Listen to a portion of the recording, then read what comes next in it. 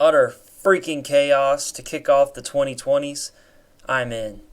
COVID-19 ravaging the population, all the cities burning down. I just saw my local Crystal Burger go up in flames, and all I could think was, Anthony Anderson, you crazy bastard, you actually did it. He burned it to the ground because he realized there was a White Castle within 50 miles, which also burnt to the ground in an unrelated incident. Now that the world is up in flames, I am at last content, because this is what Dillon always wanted, man. Utter freaking chaos. It was his dream ever since we were kids. It's all he talked about. I mean, I just wish that he were here to see it with me, you know? I hope you're looking down on me right now, buddy. This is all for you. We finally did it. Yeah, though, for me, I just like to ignore whatever political reasons there are for all the chaos and destruction right now, and just pretend it's all for Dillon.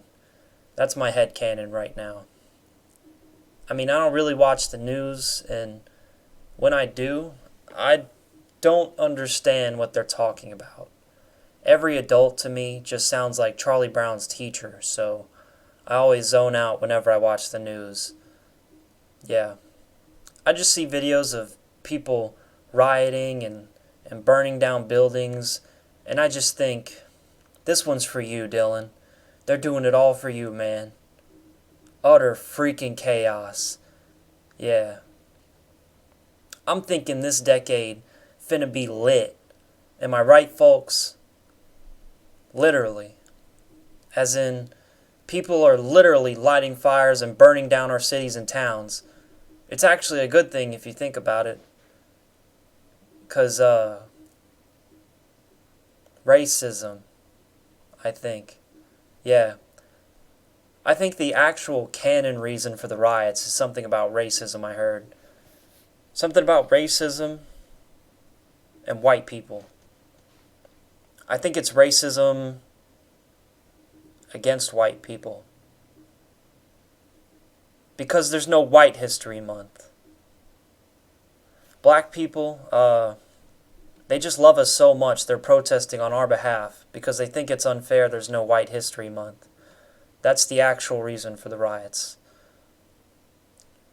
I think. But still, my own headcanon is that this is all orchestrated by Dillon. Yeah. We did it, man. We got the chaos that we always wanted. Now, you think you could just turn it down a little, Dillon? I'm kind of scared to go outside. Thank you, buddy. But yeah, just crazy times we're living in. Because of this whole coronavirus thing, I got fired from my job of scraping the ice off the freezers at Costco. And I was really bummed out at first, but I just found out that the rioters actually burned down the Costco I used to work at. So there's like a silver linings playbook at the end of the rainbow here. Yeah. I could have been working at the time it got set on fire, and that would bring my grand total of being set on fire to 4. Yeah, I don't know. I guess I'm just like the Larry Silverstein of Costco. The one day I don't show up, it gets destroyed, and I put a $6 billion insurance policy on the building a week before the rioters destroyed it. Yeah. I'm thinking this is my year. 1920 or whatever year it is. I keep getting lucky and surviving every weekly apocalyptic event that happens. And I'm still holding out. I'm still holding out that hope that someone's going to pop out like Ashton Kutcher on Punk'd and reveal this whole thing's a game show. And I can win some sort of prize. Just this whole reality thing, you know? Oh, we were just kidding. There's a camera there and there And then they take me back to the normal world, where I just live out the rest of my days in a garden of earthly delights. And then God pops out at the end of that, and he's just like, bruh, cringe, bruh moment. That was a joke too. Then he sends me down to hell to stamp license plates for the rest of eternity. On the one hand, I'd be sad to go to hell, but on the other hand, I'd have to say like, wow. Good on you for pulling that one off. Fiery damnation for all eternity? Wow, I have an egg on my face now. I like to imagine reality as this endless series of hidden camera show reveals. That's what it feels like sometimes. Yeah, sorry. I'm kind of going off on a tangent here and getting too deep into my own headcanon. I'm like 2 seconds away from just going into the Family Matters deep cuts with the whole Carl Winslow debacle. Good man? Good cop? Carl Winslow. And yeah, he's black. And he fights for White History Month. That's who we need right now to sort this whole thing out, Send in Carl Winslow to bust some heads. I mean, if you got Carl Winslow coming after you, you know you messed up. Because that man has the patience of a saint. Dealing with all of Urkel's antics over the years, Remember when Urkel built a time machine and sent the whole Winslow family back to the pirate days? Or when he took that potion and turned into Stefan Urquell to seduce Laura? That's the kind of Giga Chad move you won't learn watching the MGTOW pickup artists. Yup. See, I'm doing it. I'm getting into the Family Matters deep cuts here.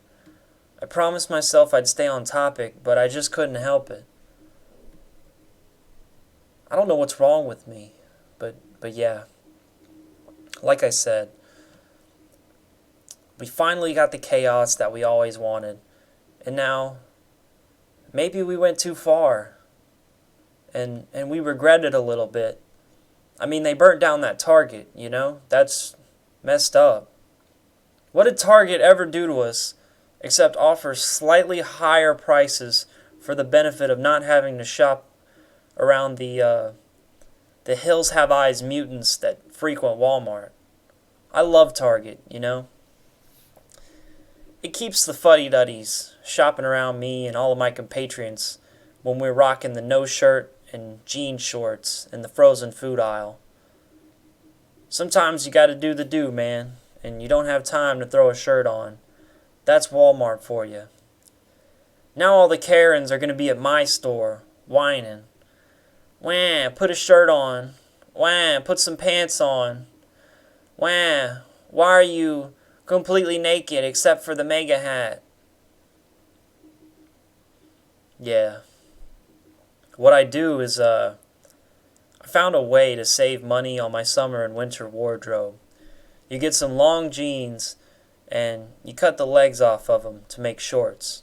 When it's summer, I rock the jorts, and when it's winter, I staple the bottom half of the legs back on and I rock the boot cuts. One pair of jeans to last me all 4 seasons. See, you're not going to hear this kind of advice on the red-pilled POA channels. A girl sees you out in the wild with stapled-on jeans. She's going to think, damn, this guy might be making a fashion fox pause right now. But, I respect the fact that he's comfortable enough in his own skin to go out of the house looking like a jackass. And he's rocking the mega hat? I'm a trad wife now, so I appreciate that as well. And then boom, you're not an incel anymore.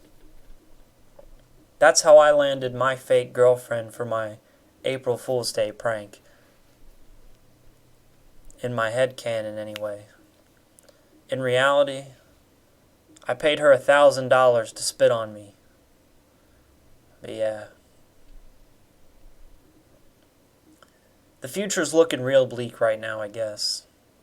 Went a little too far with the utter freaking chaos this time. But you know what? You want to know something? You want to know something? You want to know something? I'm scared. I'm scared. Pony boy. I'm scared. No, though. Actually, what I want to say is I have a plan for all of this. I'm going to sort this whole thing out. See, that's the great thing about plans. I'm like Ed, Edd, and Eddy. Most of my schemes fail and blow up in my face, but the good thing is you can always just come up with a new idea when one idea fails. I have not learned how to succeed. I have learned 1,000 ways that it doesn't work. You know who said that? That's right. The smartest man in the world. Ed from Ed, Edd, and Eddy. This is all going to work out. Just trust me. I got this. I told you 100 times now. The spirit of true art has chosen me as its next vessel, and it's telling me what to do every single day. It talks to me in my head, in the voice of the gym teacher who touched me when I was a kid. And it tells me what to do to save the world. And now we have the ultimate plan. Not going to reveal the plan yet, because it's big stuff. I got big stuff going on. It will slowly unfold over the next 80 years or so, leading to my final YouTube video. But to everyone out there, right now, feeling scared, watching all the cities burn down, feeling that economic anxiety, quote unquote, all your worries are now absolved. You were unlucky enough to be born into a post-apocalyptic, techno-theocratic dystopian future. But you were lucky enough to be born at the same time as B.G. Kumbi, the modern-day Shakespearean fool. This time around, Fest is going to save Macbeth. Then I'm going to take a rest.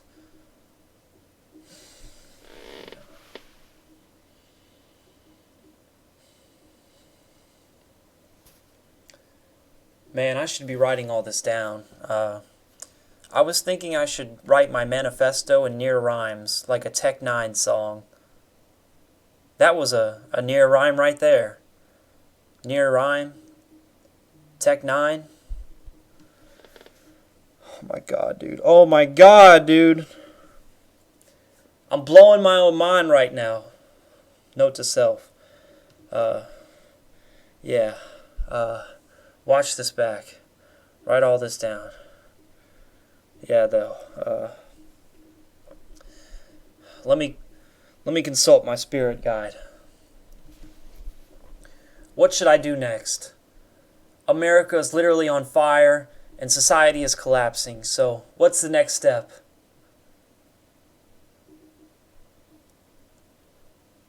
Okay. My gym teacher said that I have to go on a quest.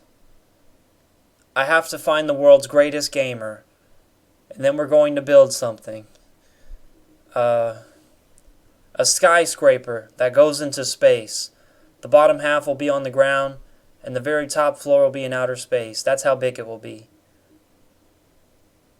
I don't know what it means yet, but this is apparently a very important part of the plan. We're going to do it, guys. We're going to go into space. See, it all comes back to Family Matters, the final episode. What happens? Urkel becomes an astronaut.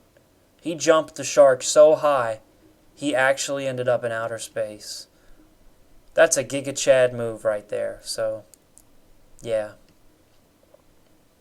I don't actually know all the details of the grand vision myself yet. I'm just starting to receive the transmissions from my gym teacher, who basically lives in my head and tells me what to do like Yu-Gi-Oh! It's a 100-year epic in the style of a Charles Dickens novel that will culminate with me bringing order to the universe. It sounds crazy now, but just wait. Everything that I say will come true in time. So yeah, let's wrap this one up here. Remember, cut and staple your jeans to get more mileage out of your wardrobe. Dillon's restless spirit is finally satisfied, seeing society razed to the ground and having consumed the blood of the guilty and innocent alike. And now we have to find the world's greatest gamer. We're just getting started here, people. This heckin' yummy Kino hidden camera show is just getting started. Yeah.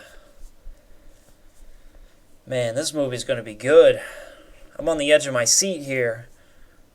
Too bad I'm living in it and will have to reap the consequences of all the conflict eventually. Oh well, let's press on, shall we? And scene. Shout out to all my patrons: Bent Stick Remedy, Quinn Ward, Jozo Averovich, Reemchi, Chelsea Rafflemeow, Gunnar Thompson, Jackson Andrews, Big N-Word, Dominic Zamboni, Generic Brand, Ryan Haig, Stefan, Nira, The Coding Cowboy, Rarity Advocate, Josh Howard, Alex, and Smooth Late.